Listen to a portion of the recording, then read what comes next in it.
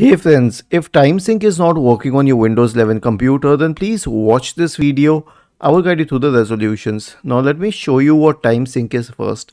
So right click on the start button and select settings from the menu. Go to the time and language tab on the list on the left hand side. In the right pane, select time. Make sure that set time automatically is selected and then click on sync now. Now the first solution is obviously to make sure that the set time automatically switch is on, because otherwise there is no option for time sync. But when we switch it on, now we can sync time. The second solution is to check the internet speed. So go to fast.com and hit enter and make sure that the internet speed is good enough, or at least your computer needs to be connected to the internet. Why?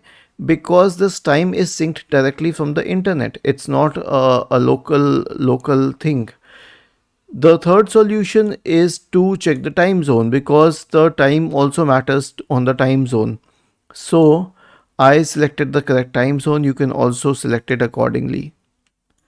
The next solution is to restart the Windows Time service. Search for services in the Windows search bar and open the services window. Now scroll down to Windows Time. Right click on it and select restart. This will restart the Windows Time service. The last solution, if everything else fails, is an SFC scan, because it will fix all missing and corrupt files on your system. So search for command prompt in the Windows search bar and click on Run as Administrator in the right pane to open the elevated command prompt window. In the elevated command prompt window, type the command sfc /scan now and hit enter to invoke the SFC scan. Was this helpful? If yes, then please subscribe to the channel, and if not, then let us know in the comment section of this video on how we could help you further.